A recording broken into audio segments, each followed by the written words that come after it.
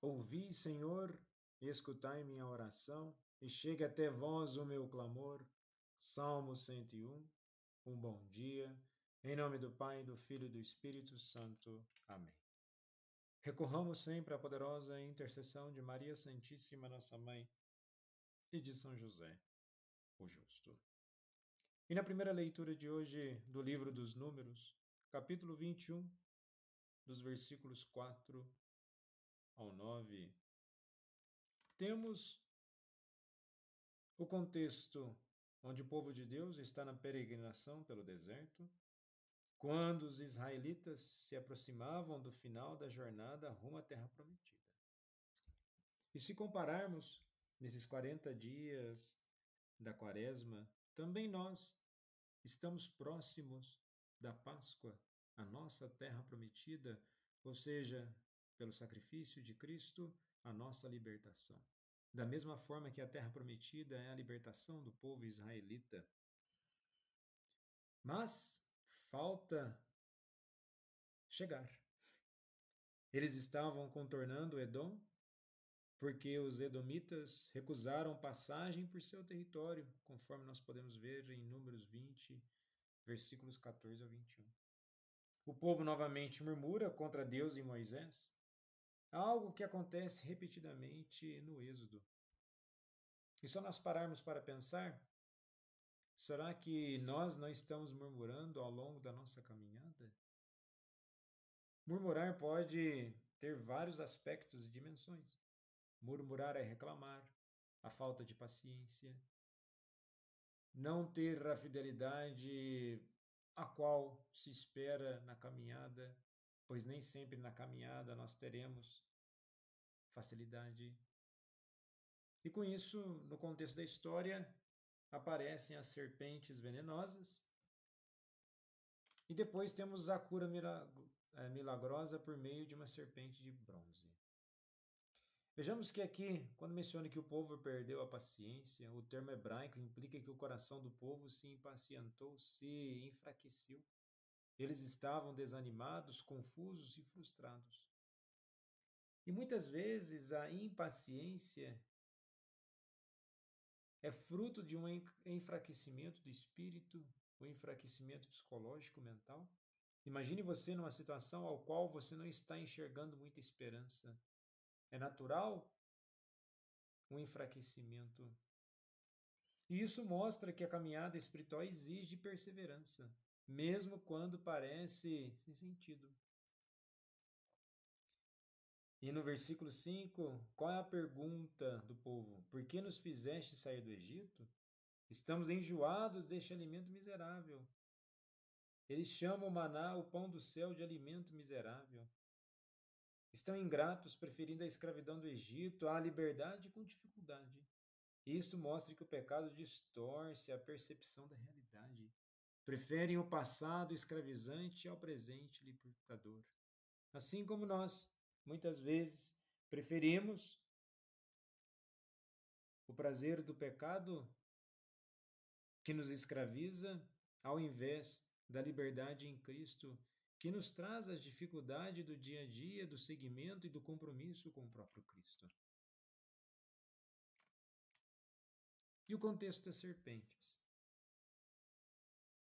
Elas surgem e, para colocar fim a essa praga, por assim dizer, de serpentes, é feito um haste com a serpente de bronze. Vejamos bem, olhar para a serpente não é idolatria, mas um ato de fé e obediência.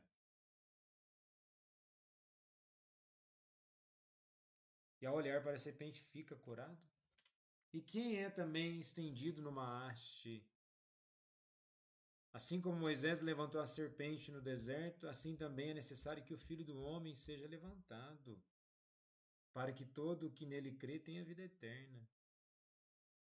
Jesus é a serpente levantada, mas sem pecado. Ele assume o lugar do pecador para curá-lo. Olhar para Cristo crucificado é reconhecer: Ele levou sobre si nossa morte para nos dar vida. E nesse sentido, que possamos olhar para a nossa caminhada com mais paciência que possamos ter mais paciência mediante os desafios, pois é exatamente nos desafios que nós exercitamos a nossa paciência. É exatamente aí que nós vamos conseguir encontrar formas para sermos mais pacientes. Certamente não é fácil, mas a caminhada não é para ser fácil.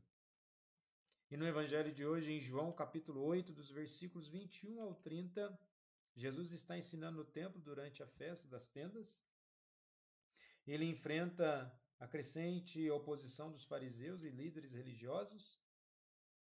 E essa passagem desenvolve o tema da identidade de Jesus e da responsabilidade de fé. Em uma das sessões em que Jesus usa a expressão eu sou, do grego ego eimi, alusão direta ao nome de Deus em Êxodo 3, versículo 14. E no versículo 21, Jesus diz assim: Eu me vou e vós me procurareis, e morrereis no vosso pecado. Jesus fala de sua partida futura, morte, ressurreição e ascensão. Quem não crer nele morrerá em seu pecado, sem redenção. Procurar que não é busca de fé, mas procura desesperada e tardia. Em versículo 22, há uma pergunta: por acaso ele vai se matar? É uma interpretação irônica e superficial dos judeus. Eles não entendem que Jesus fala de sua morte como entrega voluntária e redenção. E no versículo 23, Jesus responde muito bem: Vós sois daqui de baixo, eu sou do alto. Jesus faz contraste entre dimensão terrena, mundo dominado pelo pecado, e sua origem celeste. Ele é de cima, do grego, anoten, do alto, expressão que João usa também em João 3, versículo 3, sobre nascer do alto. E se não crerdes que eu sou, morrereis os vossos pecados. Verdadeiramente é preciso acreditar naquele que nos dá a vida, aquele que nos dá a salvação. Mas para acreditar é preciso vivenciar. Não se passa meramente por uma superstição ou algo bonito. Gostar das palavras de Jesus é uma experiência profunda que deve fazer sentido em nossas vidas. E fazendo sentido em nossas vidas, nós vamos buscar nos transformar naquilo que Jesus foi, naquilo que Jesus deixa. E cada um faz a sua experiência. Não é possível transferir tal experiência. É preciso, então, vivermos verdadeiramente no nosso cotidiano. E quando Jesus diz que morrerás no pecado, não é um aspecto condenativo. É um aspecto da mesma forma que lá, na primeira leitura, o povo fecha o coração para a situação do deserto, já não querendo mais a esperança da liberdade. Muitas vezes hoje as pessoas correm o sério risco de fecharem seu coração para Jesus, não aceitando mais a dimensão da necessidade de mudança, de misericórdia, de conversão. E com isso, se fecharam numa ideologia da qual não há necessidade de salvação. E se você acha que não há necessidade de salvação, eis aí um princípio de condenação, pois precisamos constantemente da graça e misericórdia de Deus. Jesus, manso e humilde de coração, fazei o nosso coração semelhante ao vosso.